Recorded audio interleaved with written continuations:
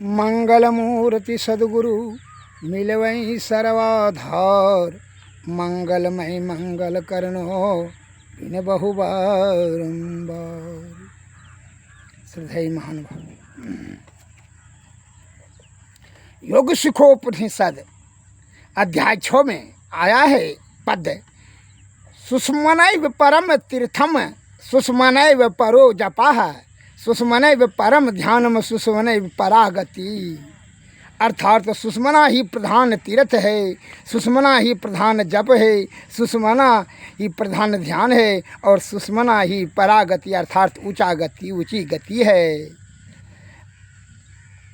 जब ये जीवात्मा का कल्याण चाहते हैं, सभी मन और माया को त्याग कर करके सुषमना ध्यान करें, तभी ये जीवात्मा का परम कल्याण होगा। अन्यथा दुर्गति 84 लाख योनि में भ्रमण की क्रिया छिन्न नहीं होगा। जीवात्मा जो है नाना प्रकार का योनि में भटक भटक करके अनेक दुखों को भोगते रहेगा। इसे अगर निवृत्ति चाहते हैं तो सद्गुरु के शरण में जा कर करके सुषमना ध्यान के बारे में युक्ति सीखें, और तभी आपका जीवात्मा का, चूँकि इसलिए कि मन और माया के कुसंगति में पड़ कर करके यह ब्रह्म का रास्ता ही 10वें दरवाज़ा भूल गया, जिसमें कि अंधकार और प्रकाश और शब्द मंडल के यह पर्दे में आ गया। अब उनका रास्ता ही नहीं जान रहे हैं, इसलिए रास्ता अब बिना सद्गुरु की ज्योति की कृपा से, उनके ज्योति के सहारे ही ये तीनों पर्दों के पार सुषमना ध्यान करने की जो तरीका जान लेंगे, युक्ति जानेंगे, और तब उन्होंने युक्ति, उनकी कृपा से युक्ति जान करके ही आप तीनों पर्दों के पार जो है मन और माया को जो है अनहद में जो शब्द होता है, वो शब्द में जो ध्वनि होती है, ध्वनि में जो ज्योति विराजती है, वही ज्योति में मन माया का लय कर करके आदि शब्द प्राप्त करेंगे, और आदि शब्द ही निशब्द में परिणत होकर करके यह जीवात्मा का सद्गति अर्थात परमात्मा की प्राप्ति हो जाएगी। फिर जीवन मरण के चक्कर से विमुक्त हो जाएंगे। इसलिए बता रहे हैं कि माया शक्ति ललाटस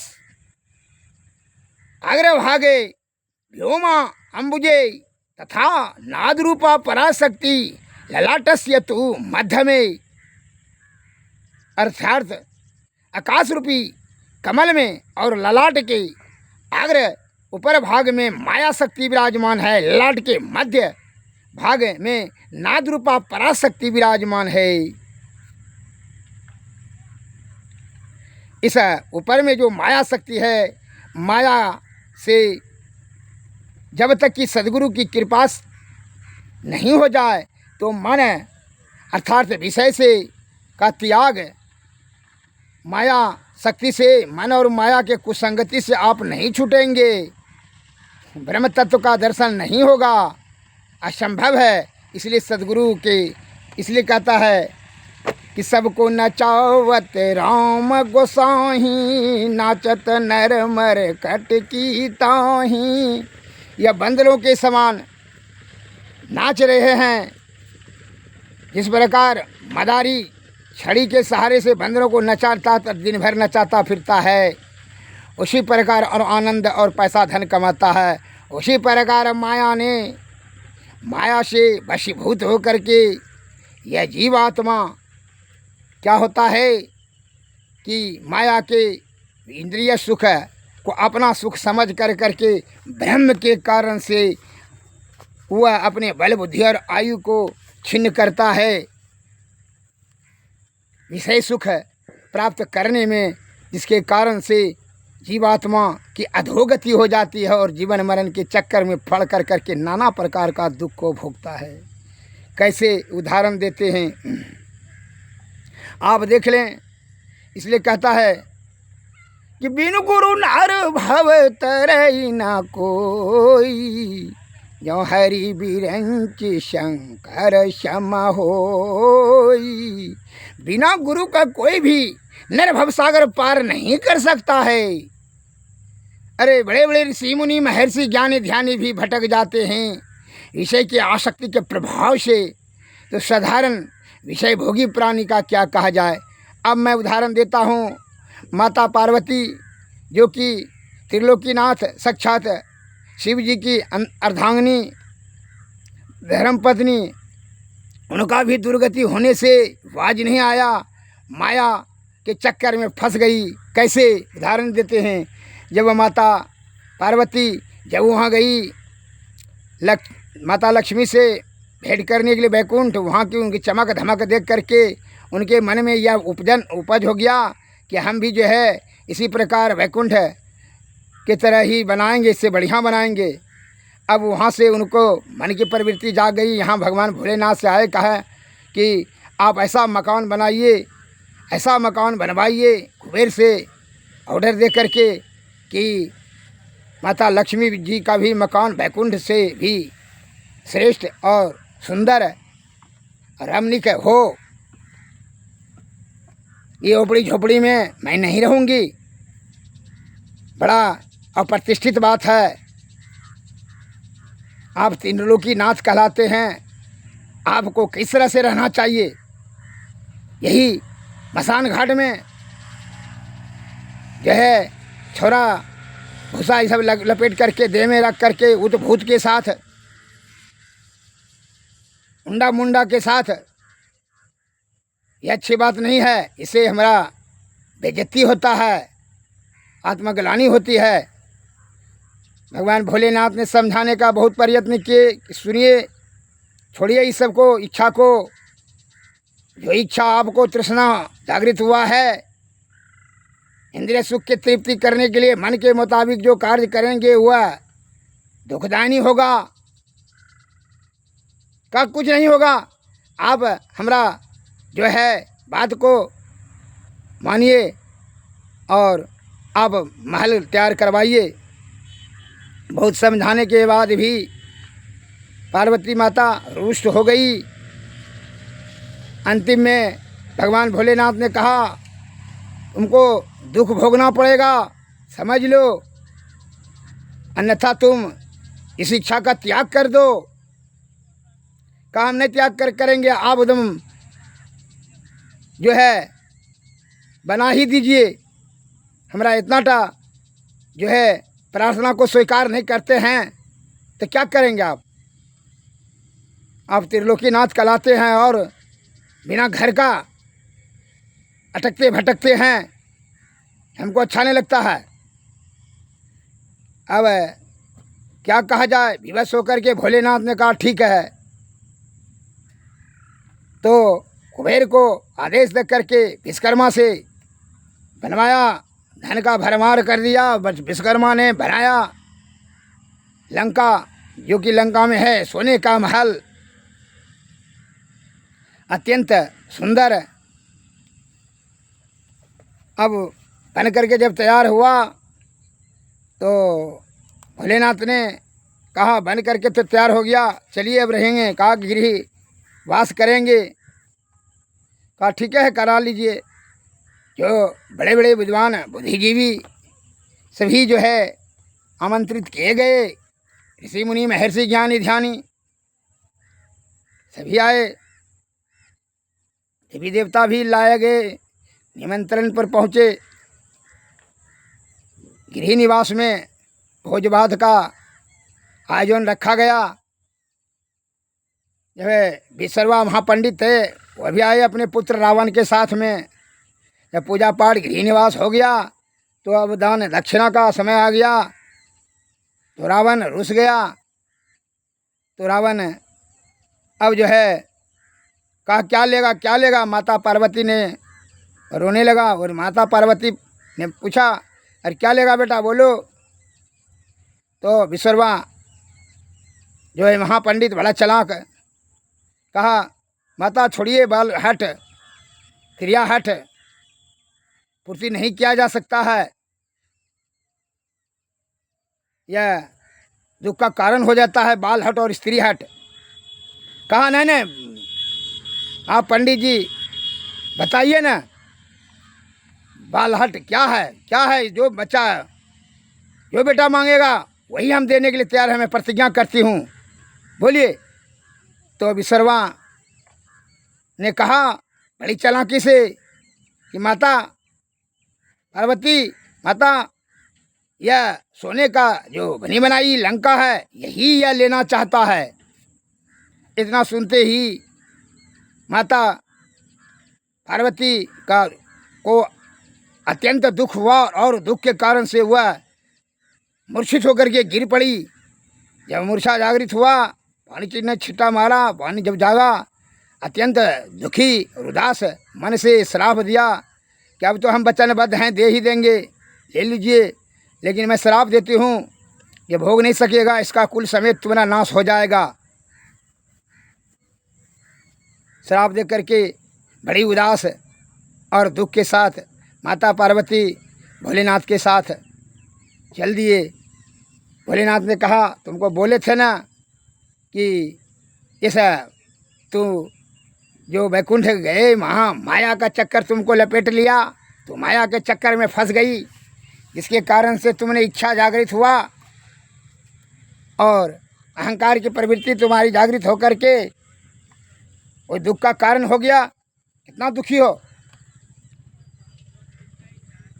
पर संतोषम परम सुखम, संतोषी ही बहुत सुखी होता है। चाह गई चिंता मिटी, मिटा मन का फेर, जिनको कछु न चाहिए वही साहुन का शेर।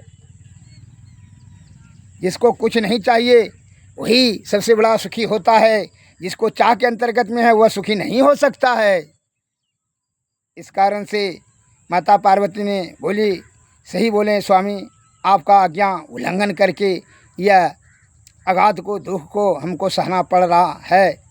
अब मानना आपका आज्ञा। इसलिए कहता है संत महात्माओं, ज्ञानियों, ध्यानियों के शब्दों को अमल करें यथाशीघ्र। उनकी आज्ञा का भंग करने से समझ लीजिए कि दुर्गति और नाश निश्चित हो जाएगा, इसमें जरा भी संशय नहीं है। श्री सद्गुरु महाराज की जय, श्री सद्गुरु महाराज की जय।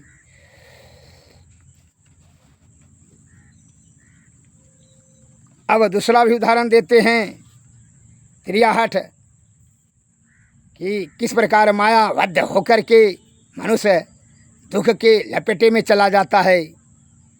माता पार्वती और भगवान भोलेनाथ दोनों आकाश मार्ग से जा रहे थे। राम लक्ष्मण को सीता के वियोग में तड़पते, बेचैन, व्याकुल से होते हुए जंगल में माता सीता का खोज कर रहे थे। भगवान भोलेनाथ ने आकाश मार्ग से ही उनको प्रणाम किए भगवान श्री राम को। तो उनको संदेह हो गई, तो उन्होंने पूछी माता पार्वती ने कि आप तो त्रिलोकीनाथ स्वयं हैं, तो आप ही जंगल में स्त्री वियोग में भटकने वाले साधारण मनुष्य को प्रणाम करते हैं, यह तो शोभा नहीं देता है। कहा विष्णु अवतार साक्षात पर ब्रह्म है, यह राम का लीला करने के लिए है, मनुष्य का नर का लीला करने के लिए आए हैं, धर्म का उत्थान के लिए, अधर्म का नाश करने के लिए। तो कहा ये तो आप बढ़ा चढ़ा के बोलते हैं, इस पर मैं विश्वास कैसे पूरी। जब विष्णु साक्षात विष्णु अवतार रहते तो जो है यह एक स्त्री के वियोग में इस प्रकार दुखी होकर के वन मन में भटकते। अतः मैं इसका परीक्षा मैं करूंगी। भगवान भोलेनाथ ने कहा ऐसा तू गलती मत करना, अन्यथा भारी दुख के चक्कर में फंस जाओगी। कहा नहीं हट, अब त्रिया हट। अब कैसे समझावें। भगवान भोलेनाथ ने समझाते परेशान करना ना, परीक्षा तुरंत लेकर के आती हूँ। वह चले ठीक है, हम इसी जगह रहते हैं, तू जा। माता पार्वती आई, सीता का रूप धारण कर करके उनके सामने में, भगवान राम के सामने में, भगवान राम ने कहा माते भोलेनाथ कहाँ पर हैं जो आप इधर भटक रही हैं।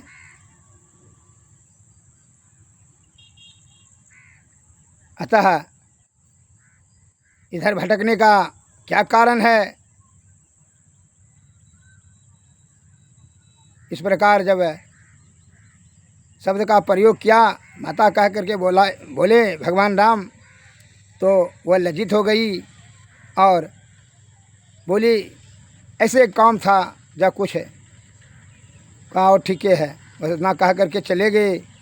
माता पार्वती भी चली आई वहाँ से।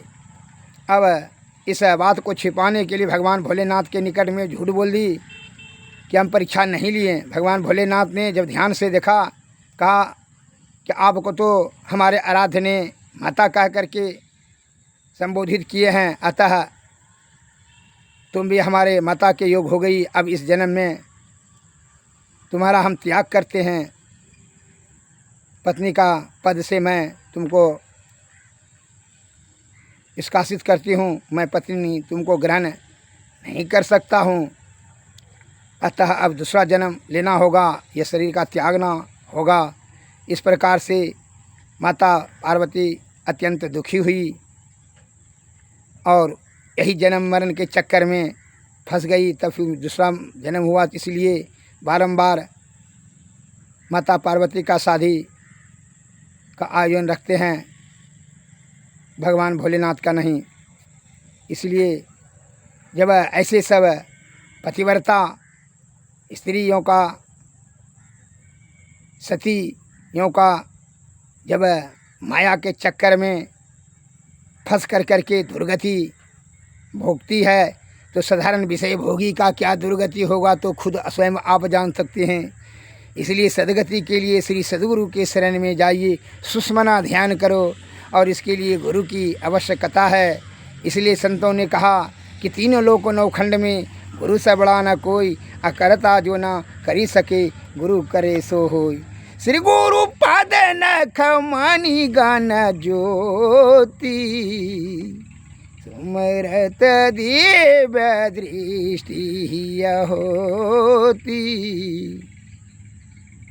अरे जीवात्मा को सदगति के लिए, भवसागर को पार करने के लिए, अधोगति से निवृत्ति प्राप्त करने गुरु के चरणों के शरण लो और उनके पद का नख का तो ध्यान कर, और वही प्रकाश से सुषमना में ध्यान तुम्हारा अस्थिर हो जाएगा। पर्णव बिंदु पर केंद्रित होकर के सुषमना में दसम द्वारे को अवलोकित होगा, और दसम द्वारे सुषमना में प्रवेश करने के बाद अंधकार प्रकाश और शब्द मंडल के पार अनहद में, और अनहद में से तार शब्द मिल जाएगा, आदि शब्द, और आदि शब्द से ही निज शब्द में ब्रह्म की प्राप्ति हो जाएगी।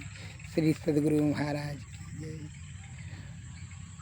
इसलिए संतों ने कहा, ऐन महल पट बंद करके चल सुख मन घाटी हो, दृष्टि डोरी यस थीर रहे, तम बीच ही में फाटी हो, खुले राह आसमान की टूटे ब्रह्म टौटी हो, ज्योति मंडल धसी धाय के निरखत बैराटी हो, धुर धुन दही लही परम पद बंधन ले हो काटी हो, ऐन महल पट बंद के चल सुख मन घाटी हो, संतन की यह राज रही, एक भ्रम में से पाटी हो, मैं ही देवी साहब दया दीनी, भ्रमेली हो काटी हो, ऐन महल पट बंद करके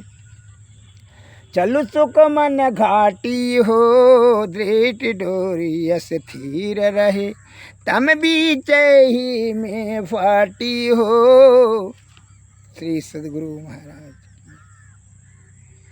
जब तक कि सद्गुरु की कृपा नहीं होगी तब तक यह प्रणव बिंदु पर अस्थिर नहीं होगा। ध्यान तुम्हारा इंगला पिंगला में, बायां दायां में घुसकर माया मोह का तो चिंता में, और उस कारण से तू विषय भोग से मुक्त नहीं हो सकेगा। और जब तक कि यह मन माया या इंद्रियों की संगति रहेगी जीवात्मा का, तब तो यह जन्म मरण के चक्कर में फंसकर नाना प्रकार का दुख भोगते रहेगा।